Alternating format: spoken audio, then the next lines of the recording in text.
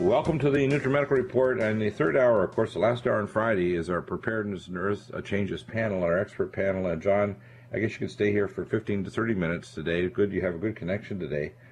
And, of course, you're also a consultant for families and or groups that want preparedness expertise and what they need to do to prepare, not only for personal protection, but for the kind of facilities, the kind of things they need to think about, which, you know, many of the things you mentioned I never thought about. You know, how do you do laundry when, you know, the old style wringer washers you talked about some years ago. We had talked about this on the show, but we have a list called the 10 plus list that's over at our preparedness list on NutriMedical.com.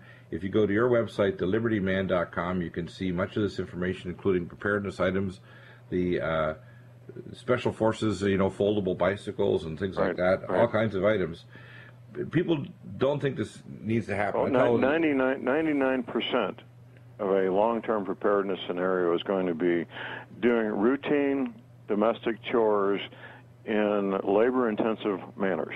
I mean, yeah, exactly. And you know, even like growing food and doing laundry, staying clean, staying pest-free, protecting yourself and your family from wild animals, stray dogs, because when people get desperate, they let their animals go free. And one of the things I found out in emergency many years ago, 30 years ago, is sewing people up from what I call devil dog attacks. That's what we call them in western Alberta. And when people leave, say, the Western Plains because it's the oil area, they just let their dogs out of the back of the truck and say, see ya, and the dogs go off with their little toy dogs or great big dogs, and they get dog packs. And a pack of dogs is more dangerous than a pack of hyenas. Well, lions run, believe it or not, from packs of hyenas. Lions know better than a pack of hyenas have 12 times the crushing force of a lion. And when you get domesticated animals that don't have a fear of human beings, and you can have up to 100 or more animals, this is really dangerous. Oh yeah, they'll just flat take you down. They'll take you down. They'll take every piece of meat off your bones. Mm-hmm. Yep. Yeah, it's unbelievable. It's people just. Oh. It's already. I mean, this is not speculation. It's already happening in major cities, St. Louis, Detroit, and other places. Packs of dogs are becoming a big law enforcement and health risk. Yeah, exactly. And by the way, rabies is spreading, and I don't know if the rabies vaccine is effective. I personally, I think it's iffy. If the rabies vaccine is actually effective, the most effective thing is to make sure that you're taking your antipathogenics and you don't let the animal get near you if it looks weird. If it's behaving strangely, you don't want it anywhere near you. And that's why having personal protection. But there's a couple of different things that happen. This the death of this guy Breitbart, and now we have Sheriff Arpaio coming out with this statement about the birth certificate.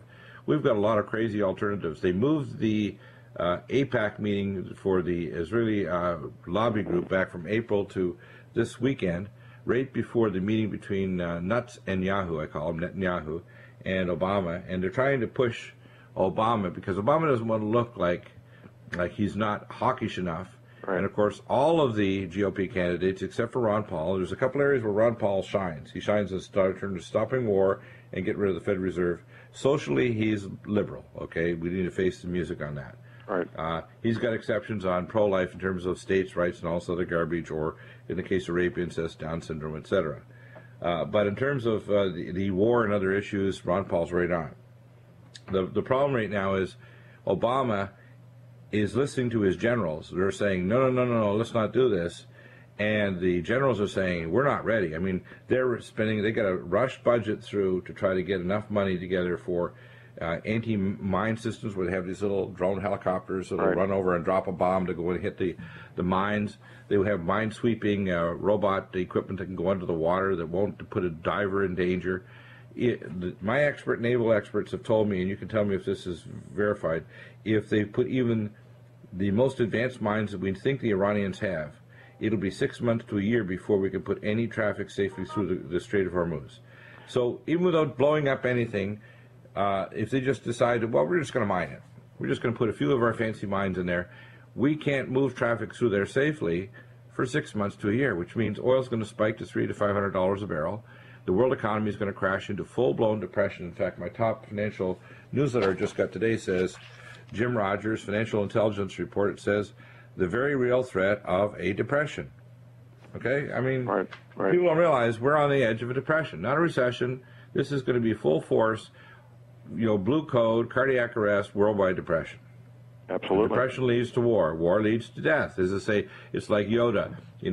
Fear leads to hatred. Hatred leads to anger. Anger leads to violence, and violence leads to sadness and destruction. Well, that's where we're headed. Absolutely, absolutely. Well, getting back to the earlier part of our conversation, even today in our modern age of cell phones and computers, most human activity every day of the week is involved in two things: carrying water and carrying firewood. That's it. Yes. On most of the planet. Most human beings on this planet right now, that's what they spend more time and energy doing, carrying water and carrying firewood right now. Right. So if you had a way of pumping water, that's why I tell people, if you have a well, that's great. And if you have a solar or other ways of making sure that pump still works, or having a manual pump, and then if you have a way of generating heat, whether it's solar to electricity, or you've got solar panels that'll heat water up that way, you have to have these basic functions, and you have to have them so that you can run a greenhouse, grow food, because if you have things like wire snares, you can grab rabbits, you can eat off the land.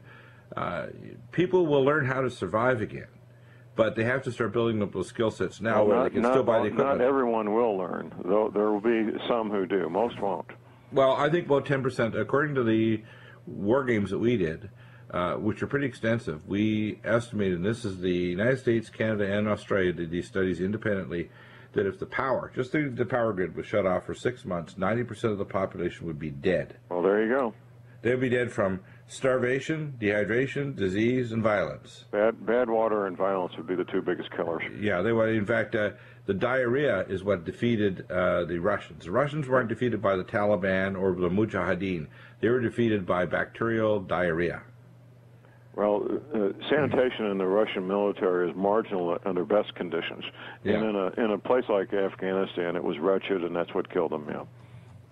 Now, the violent changes in the growing zones, we're going to talk about this extensively with Ann. I want Ann to get into some of these documents because you've got some very well thought out documents in terms of things like the dead zones in the oceans, the drop in peak oxygen. The latest report I have is actually even worse than what you posted there, Ann. The oxygen level around the world in most of the major cities is now down to 18%. When I was a kid, it was 21 to 24% back in the early 50s. It's now down to 18%. And if you go to the inner cities and you actually measure an oxygen partial pressure in most major super cities, like Sao Paulo, Brazil, Mexico City, etc., the oxygen level in many of the center of these cities is down to 11%. Dr. Bill, I need to get back to a meeting here, but you guys have a great show, and we'll talk soon. Yeah, and if you need a consultant, John is the guy to go to. Go to his website, listen to his show. It's the Republic Broadcasting Network, 7 to 9 a.m. CST, Monday to Friday, thelibertyman.com. And let's get into these documents, because I want you to kind of explain step by step, so people will understand how all these things like the carbon cycle, converting carbon dioxide back to oxygen, how we're poisoning and killing the oceans. There's 20,000 dead zones, some of them hundreds of thousands of square miles in the ocean. And the oceans are the lungs of the earth. 80% of the world's oxygen comes from them in the carbon cycle. We're chopping down the forest. We're destroying farmland that could generate oxygen. And then we're also having now the release of methane hydrates from the oceans from irresponsible drilling operations. And at the same time, we're polluting like crazy from our industrial activity, especially in places like China, where there's no environmental standards. So we're killing the planet, the very ability to have a carbon cycle to convert carbon dioxide back, and we're dumping everything from depleted uranium munitions that we're using in warfare to toxic heavy metals, to even geoengineering the upper atmosphere to protect us from the coronal mass ejection. Let's go through this document you sent me, and I'll have it posted up here on the website, NUTRIMEDICAL.com, to each of the panels. Well, I think it's important for us to look into the past to see what happened. And there was a great die-off about 250 million years ago. And that has been attributed to massive eruptions in Siberia. And they think what happened was that the mantle plume came up through the Siberian traps, is what they call it, and acidified the oceans. And yeah, when it acidified the oceans, the oxygen dropped. And we're back with Ann Morrison. Ann's website, of course, is homeland-defense, 4u.com, homeland-defense, 4u.com. And you have a background in science, nuclear and technology, radioisotopes, and also the issue of Earth changes. This chart is actually pretty telling let's talk about some of these ancient die-off periods. And there's cycles. If you go to the LaRouchePAC.com and go to the ground team, they talk about cycles that occur every 360 years for moderate minimum cycles. We'll talk about an 11,500, 800 year ice age cycle, a 105,000 years cycle for great ice ages, and then we have the major die-offs every 6 million years, and the biggest one was, I think, 255 million years ago, but there's been other ones like 62.5 million years ago, and they've also been tied directly to massive surges of methane hydrates, whether it's been triggered off by an impact from an incoming asteroid that struck the Earth in an area like off the Yucatan Peninsula that was thought to cause the death of the dinosaurs. I think the impact itself wasn't the primary thing. I think it was the methane hydrates and things like volcanism that changed the ability of the oceans to generate oxygen, and the carbon cycle was cut off. And that the oxygen concentration, peak oxygen, is actually a bigger risk than even the CO2. Because if you destroy the oceans and you can't have anything to recycle CO2, not only do you get global warming from methane hydrates, but your CO2 keeps on building up. And yes, plants in a greenhouse can do better on higher CO2, but if you don't have the carbon cycle because you've killed the oceans, you got a problem, because you got all these internal combustion industrial world now that every time you drive a car, you're using up oxygen that people need. I had it calculated out that the amount of oxygen consumed by 1 hour of a Airbus A380 is equivalent to the consumption of oxygen of every human being on Earth in 24 hours. 1 hour of an A380. So that just gives you an idea that every time you drive your car, it's basically running on fuel created by oxygen from algae out in the oceans, and we're killing the lungs of the planet. Well, I think that if you would put it that way, then I think that makes it a lot more understandable by the general public. Yeah. And I think that is exactly what happened. As I was saying, 250 million years ago, they had the Great Dying, and they attributed that to methane clathrates. Yeah. What happened was the mantle plume erupted through the crust of the Earth in Siberia, and apparently there were some methane hydrates there, and it released those, and it caused a lot of it killed off 96% of the life at that time. In addition, then 65 million years ago was when the dinosaurs died out, and that was an asteroid impact in Mexico. And we know that along the Gulf of Mexico, in the United States and along the east coast of Mexico, there are methane clathrate caverns, and those caverns are under tremendous pressure. And when the BP oil spill occurred, what happened was that they opened a methane migration channel. Now, if methane seeps out of these methane clathrate caverns, then it has a chance to be digested by the ocean if the ocean is not atoxic. But the Gulf of Mexico is fast becoming atoxic, and therefore the methane doesn't have a chance. Yeah, you mean anoxic, no oxygen. That's why we're having an explosion of these. They call it the Australian jellies, these giant man-o-war jellyfish, and also the smaller little purple ones, and they sting like crazy. But these man-o-war jellyfish can be over 200 pounds because they live very fine in an low oxygen environment, but the fish die. And what they started in Macondo mid-drill site, by the way, with that drilling, really released the bottomless pit, because that's not all over. That methane clathrate area, believe it or not, is 1.5 miles to 2 miles thick of methane clathrates that at sea level, a mile down, when you get it to the sea level from that mile down period where the super high pressure is millions of pounds per square inch, becomes 630 times higher volume. And methane, of course, is 16 times more of a greenhouse gas. So, yes, you can have runaway global warming occurring if you have a massive methane hydrate surge. Well, not only that, it's very combustible. And so it contains a lot of contaminants, like H2S, like hydrogen sulfide and sulfur dioxide. Yeah, we think actually that things like these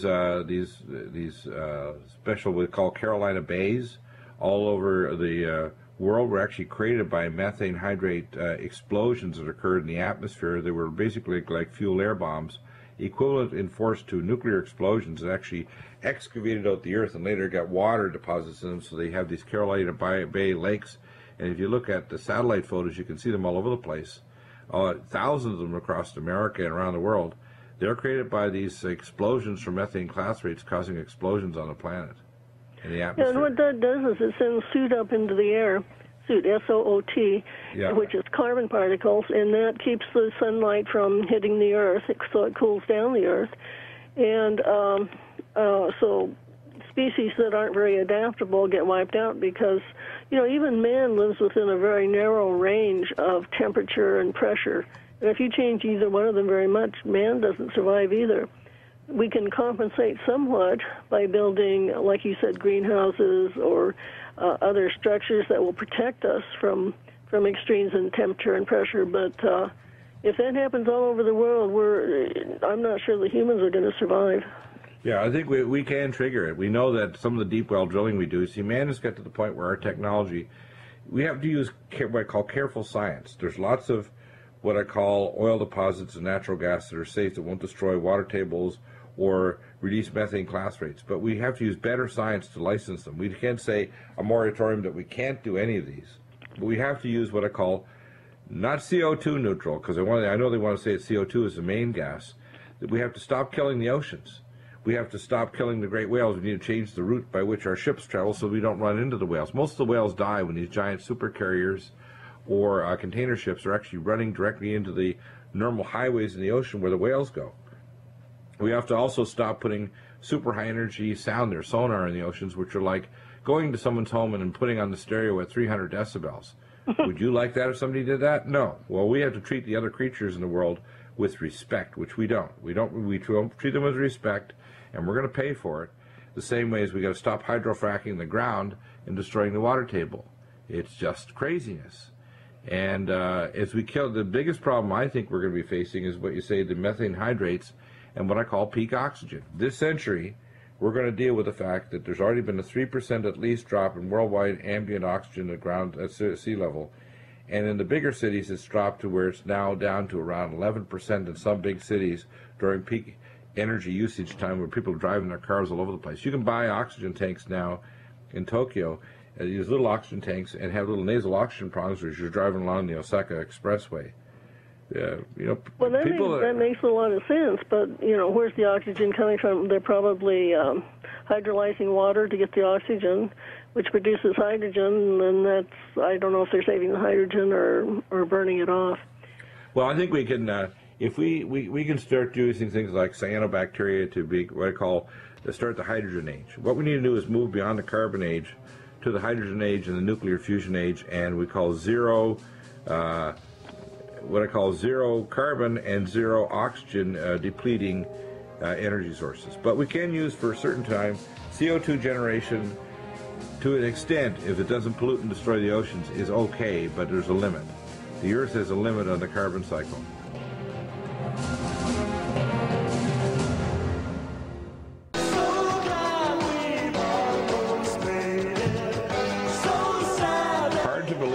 We have the report. I read it earlier today, and I'm still in shock what you mentioned on the break-in, that I thought, well, maybe some people survived, but this town in southern Indiana along the river is gone. 2,000 people just gone.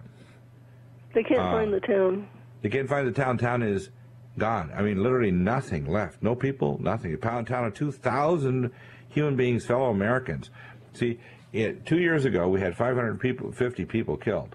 If this is the way the tornado season is starting this year, we're going to have a hell of a year. And the violent shifting in the climate since the Macondo drill site and since the global changes and the volcanism, the perturbations of the upper ionosphere, which are also moving the jet stream back and forth like the best way to describe it would be a high-pressure hose from a pumper truck that's gotten under the hands of a firefighter. Have you ever seen one of those?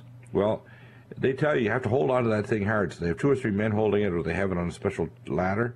If that thing is driving so much pressure that it can go up to the side of building 20 stories up or more, and they lose control of it, well, that's what's happening with the jet stream.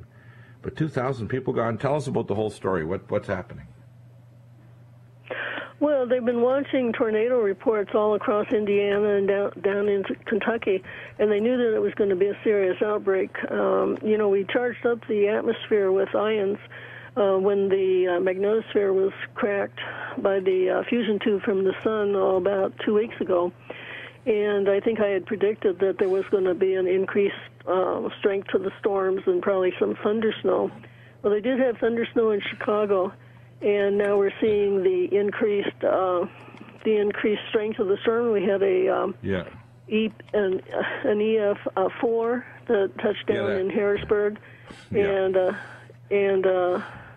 now it looks like this town of Maryville, Indiana, a town of about 2,000 people, the officials say that the town is just gone. Yeah, that's what I'm actually reading here. I just pulled it up while we were talking. Is that widespread damage throughout the whole southern United States of Indiana, and sheriff's officials say at least one town is completely gone. Like, whoa.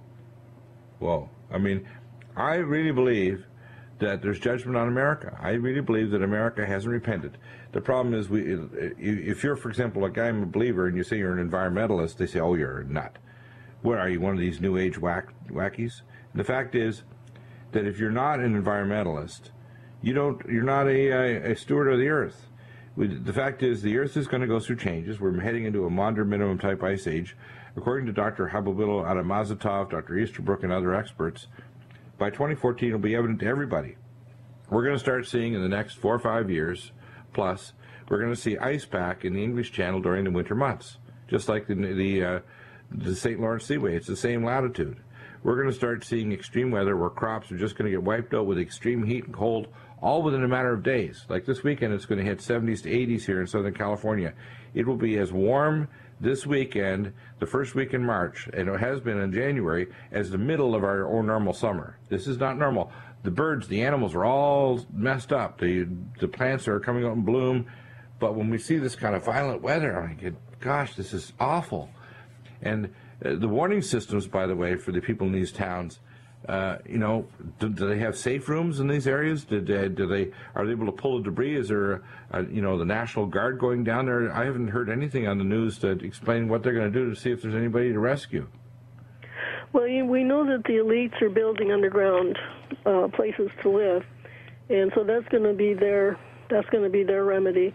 And we have been told since 2000 by the Intergovernmental Panel on Climate Change to expect winds up to 200 miles per hour.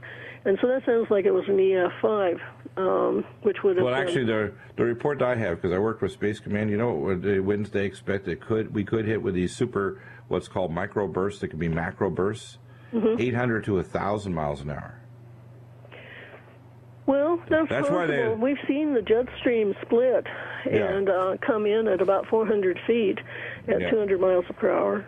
Right. Well, there was an area of 800 square miles actually up in Colorado back in the early 90s, the late 80s, that actually hit a remote area of western Colorado and actually wiped out 800 square miles of forest, just flattened it up in the Aspen Pines area of Colorado.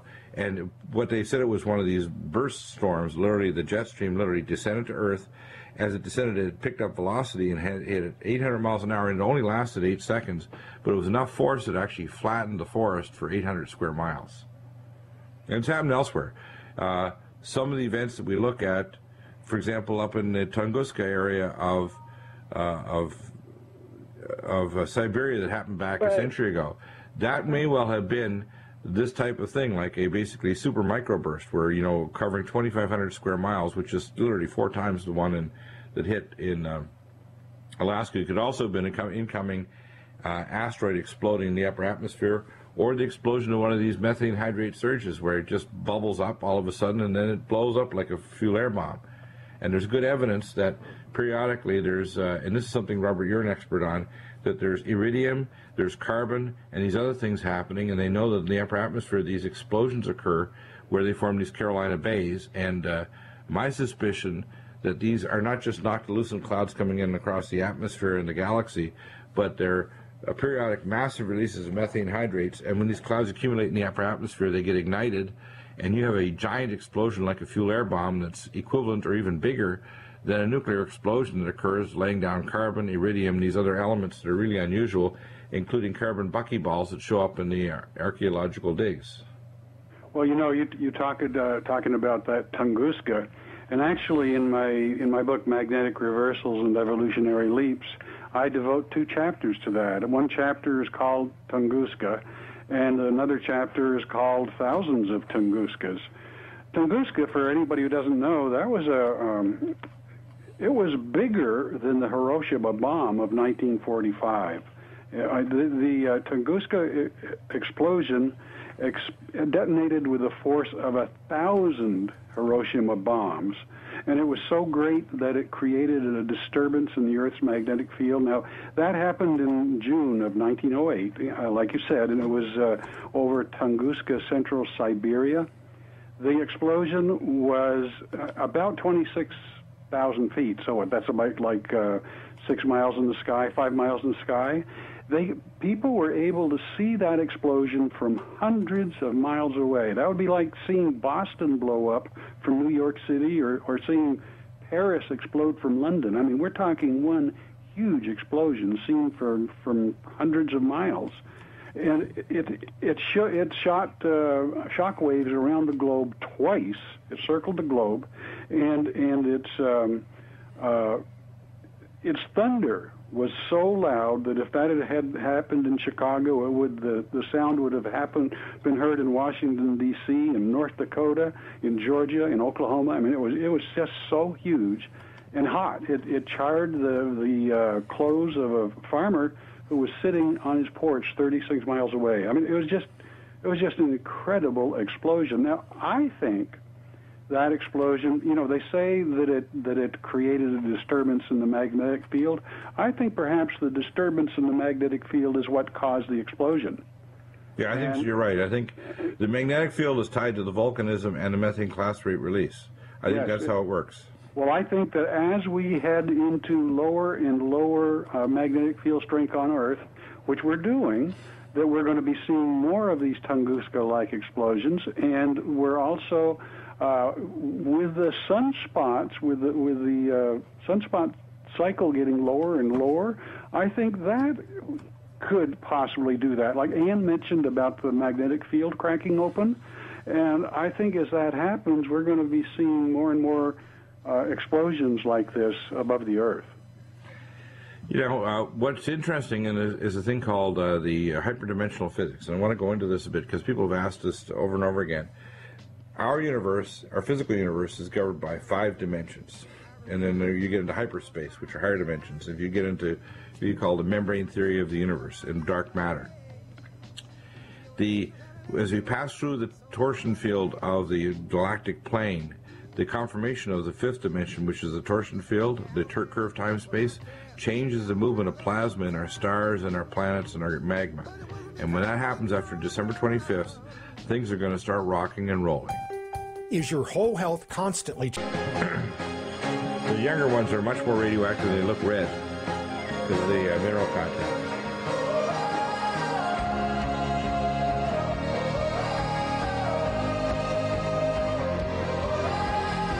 Welcome back, and Robert, let's go through some of the latest news of what's been happening in terms of the weather. I mean, this is mind-boggling that we have weather that the entire town of 2000 has disappeared. I mean, I knew the storm was bad, and I thought, well, the storms are going along in there. I was hoping it wasn't going to be as bad a year where we had 550 people killed over a matter of months, but if you have one town wiped out with 2,000 people gone, that's unbelievable. I think that part of it would probably have to do with the lower sunspot numbers. I just posted a thing on my website a couple hours ago. That's iceagenow.info. But sunspot numbers are dropping when they should be rising.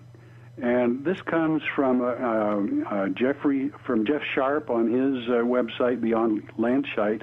He says that we experienced a dramatic fall in activity in February.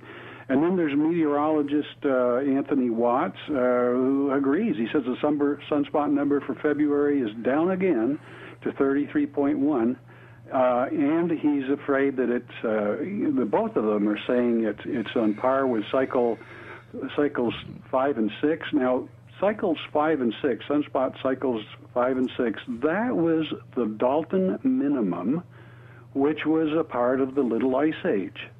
In other words, I think, just because of what's happening with the sunspot numbers and the way they're dropping, I'm afraid that we're headed into a little ice age.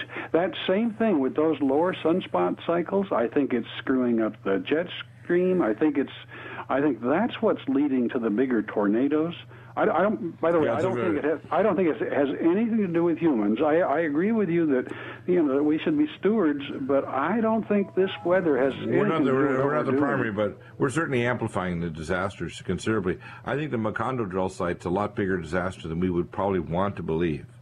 I know that, for example, they estimate that because they used the corrects at 9,500. At least 50 to 75% of that oil deposit that was from there is literally like a giant Vaseline, if you want to call it, deposit hanging down there in the depths of the water down a mile down. And that it's spread over hundreds of square miles, literally, or maybe thousands of square miles. And it's still there. It's also screwing up what's called the loop current. And we've tried to get Dr. Zangari from the Frascati Institute back on.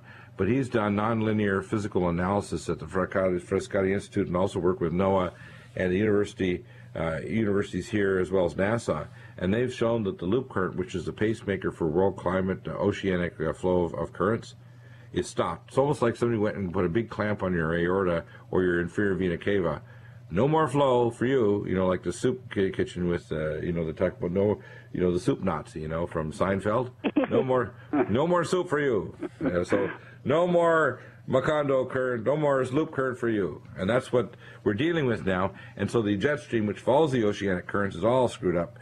But I think that man is I say, we're not the main driving force, but we're sure as hell not helping. And I look at that loop current, and I know that stopped in the 1990s too, though, when there was no oil down there. So, I agree that the oil must be down there. I don't think it's all broken up yet, but I'm just not so sure that it's causing the loop current problem. Oh, they did, and now they did studies they did studies on this nonlinear analysis, and they've looked at the oil, how it breaks up the boundary zone between the colder and warmer waters that are different salinity. And it's for sure, and it's not coming back. The latest report I had was a couple months ago, and he wouldn't come on air, and Dr. Zangari said, it's gone, and it's not coming back. And now we're about a year and a half into this. So we're dealing with something that's very catastrophic, and there's no sign of it returning. That's just adding to all the other things. We have also increased under oceanic volcanism. The Deagle Range, which is a volcanic range of volcanoes under the ocean and under the ice sheet in the Arctic, is 1,500 kilometers long. You talk about it in your book, Robert, that as this it's a strange thing. You can have ice ages induced by increased moisture pumped into the air by increased underoceanic volcanism. You say, well, absolutely. Absolutely. And so there's a lot of things going on here that feed into this model that no one's actually made a computerized simulation model with Simula or PL1 or some other computerized simulation program. And even the International Climate Panel, and we've had experts on like Dr. Tim Ball, they haven't put all the drivers in. Some of the drivers that I talk about are, number one, we don't know what the stretch is to what's called a carbon cycle. But if you keep killing the oceans, it's like saying, well, breathe deep. You only have one lung, but you can still breathe. Well, yeah, you can for a while, but don't go start doing marathons. So if you keep killing the oceans, you don't have a carbon cycle. You don't have enough stretch, and you have to be able to convert all that industrial waste and all the human CO2 and all the animal back into oxygen. If you keep poisoning the oceans, then if you have going through climate shift, like you're moving into an ice age, you collapse the amount of land and trees that can actually recycle carbon dioxide into oxygen. Well, I see this happening right now. The media still hasn't been talking very much about the huge snowstorms in Europe this winter. Just this last week, there was an article, this was on February 26th, so this was just last Sunday, is Montenegro, people are still stranded by 11.5 feet of snow. They've been stranded for 2 months. And U.S. Army Black Hawk helicopters are dropping food, medicine, and livestock feed to the people that are still stranded. And we're not hearing about it. It's just amazing. Well, I don't know how many people are dead. I mean, first off, if you've got 20, 30 feet of snow, you've got a lot of dead people. They're just literally entombed in these buildings now. Yeah. And there's no traffic, rail or otherwise going in or out of these places. So no. This is not a minor thing. We're talking about an ice age that can come on a lot quicker than people think. And it comes on in fits and starts. I mean, as you mentioned, the typical way an ice age starts is your snow just doesn't go away in the middle of, say, July. So bigger volcanoes, more and more volcanic activity. If we just have, for example, remember it was 2 years ago, and you can talk about this, the chances of the Eyjafjallajökull, the Hekla, and the Gates of Hell volcanoes going off in Iceland, there's a direct timing of those, and a lot of the destruction happened to the crops in Europe and the French Revolution. There's a direct geopolitical connection. You've shown in your book, Robert, that the fall of everything from the ancient Sumerian Egyptians to the fall of the Minoan civilization, which is the explosion at Thera that caused already the fall of the Second Kingdom in Egypt, was actually triggered by an undervolcanic explosion occurring in the Eastern Mediterranean that probably resulted in the so-called sequential plagues that God told Moses, these are the plagues that are going to hit, so you're going to have to go up to the delta area where you won't be hit by all these debris and everything coming down in Egypt. I really think that this really did happen, and the destruction of Minoans and the civil and all these kind of things. Actually, we're going to go into some Earth changes, and when we cross through this area, we're going into a different area of space, and the Russians are experts on it. This new area of space is much more energetic, a lot more particles in it. There's a different structure of what's called the architecture of the torsion field of the galaxies we cross the galactic plane, and we're going to see a major change in the engine. It's almost like if you were to drive your engine really, really hard and drive 150 miles an hour and all of a sudden try to put it in reverse. Yeah, I think that it's coming, and I'll say to people is watch what happens to volcanic activity, because as volcanic activity picks up, we're going to be more and more likely to tip very rapidly into an ice age. If we have a really big volcano, I think we'll be in an ice age within 2 months. You know, some people, I had somebody comment on my website last week that it takes 6,000 years for a ice age to begin, and no, every ice age in the last 250,000 years began in less than 20 years, and that's from temperatures that were even warmer than today. Some of them they know began in less than 3 years. I think if something like Yellowstone explodes, we'll be in an ice age within a month. Yeah, just watch that. I just want people to watch the volcanic activity. Yeah, in fact, and we're watching this real closely. We're seeing volcanoes all over the place getting more active. What are the latest going on at the Chatan volcano in Chile? The volcanoes everywhere from Iran to the Kamchatka Peninsula in the southern Siberia, not too far from around Japan. The Caribbean, too. Around the Caribbean, yeah. And again, space weather should be as much an interest of people. That's why spaceweather.com is so important for people to check out every day, because the space weather is going to knock out crops, change the climate, and cause and trigger off volcanoes and earthquakes, because it rings the earth like a bell. Yes. Amazing, amazing times. Yeah, it's not going to happen on December 21st, but, believe it or not, the Mayans, to some extent, were correct. It's not the end of the world, but it's going to be quite a change, and it's going to be quite a ride. It's going to be like going on a roller coaster up in Six Flags, only some maniac's been pulling bolts from the coaster and the tracks. It's going to get rough. If you're not prepared, as I say, this is the Preparedness and Earth Changes Hours. Check it out. Check out Ansight and IceAgeNow.info.